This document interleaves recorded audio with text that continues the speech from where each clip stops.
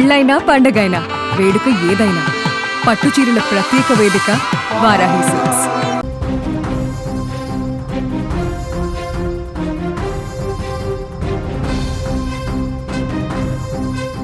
పాకిస్తాన్ మరొకసారి హద్దు మీరింది. ఈసారి అత్యంత దారుణమైనటువంటి దాడి చేసింది ఆఫ్ఘనిస్తాన్ మీద. ఏకంగా ఆసుపత్రి పైన దాడి చేసి ప్రపంచ దేశాలన్నింటినీ కూడా ఇప్పుడు అవాక్కయ్యేలా చేసింది. రాత్రి 9 గంటల సమయం, ప్రపంచమంతా కూడా ప్రశాంతంగా నిద్రపోతున్నటువంటి ఆ సమయంలో ఆఫ్ఘనిస్తాన్ రాజధాని కాబూల్లో మాత్రం ఆ రాత్రి మృత్యువు ఆకాశం నుంచి క్షిపణుల రూపంలో దూసుకువచ్చింది. బతుకుపై ఆశతో వ్యసనాల నుంచి బయటపడి కొత్త జీవితం ప్రారంభించాలనుకున్న వందలాది మంది పేద రోగులపైన పాకిస్తాన్ యుద్ధ విమానాలు మృత్యు వర్షాన్ని కురిపించాయి. అభం శుభం తెలియని అక్కడ పేషెంట్లకు ఒమిడ్ అడిక్షన్ ట్రీట్మెంట్ హాస్పిటల్ అది. 2000 పడకల సామర్థ్యం ఉన్నటువంటి ఈ ఆసుపత్రి క్షణాల్లో శ్మశానంగా మారింది. 400 మందికి పైగా అమాయకులు ఈ యొక్క పాకిస్తాన్ దుశ్చర్యలో ప్రాణాలు కోల్పోయారు. ఈ దారుణం నేడు ప్రపంచాన్ని మొత్తాన్ని కూడా ఉలిక్కి పడేలా చేస్తుంది.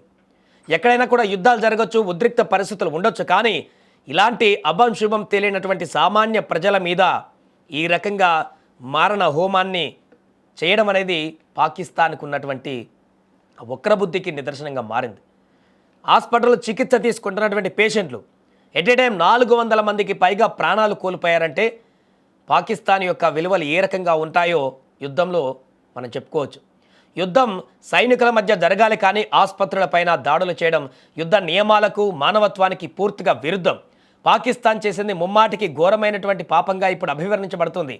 మాదక ద్రవ్యాల మహమ్మారి నుంచి బయటపడేందుకు చికిత్స తీసుకుంటున్నటువంటి రోగులు, వారికి సేవ చేస్తున్నటువంటి వైద్య సిబ్బంది, వీళ్ళంతా కూడా వాళ్ళేం తీవ్రవాదులు కాదు, లేకుంటే వాళ్ళు శత్రువులు కూడా కాదు. పాకిస్తాన్కి కామన్ మ్యాన్స్ నిద్రమత్తులో ఉన్నటువంటి వారికి తెలియదు ఇక్కడ బాంబులు పడతాయని కూడా.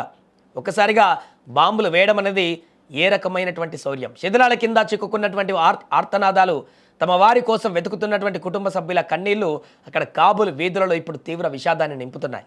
ఎక్కడ చూసినా కూడా తీవ్రమైనటువంటి రోదనలు కనిపిస్తున్నాయి.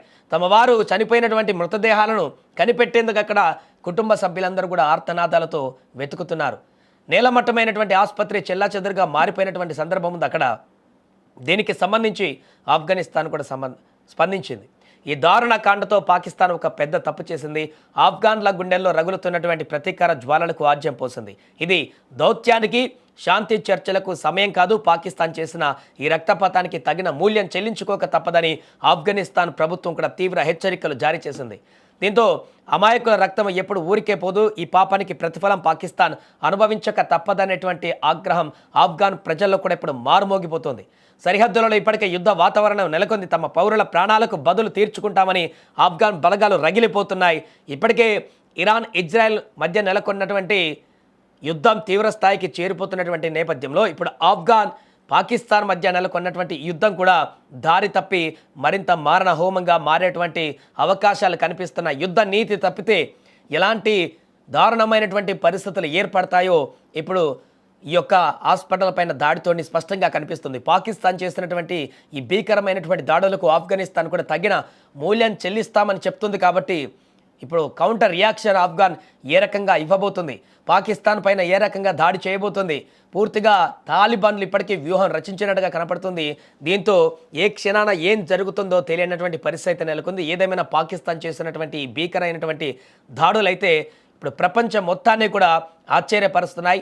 పాకిస్తాన్ ఈ రకమైనటువంటి సామాన్యులపైన చేస్తున్నటువంటి దాడులను ప్రపంచ దేశాలు కూడా ఖండించేటువంటి పరిస్థితి ఏర్పడింది. దీంతో పాకిస్తాన్కి ఇంటా బయట ఇప్పుడు అపవాదులు ఏర్పడేటువంటి పరిస్థితి అయితే ఏర్పడింది.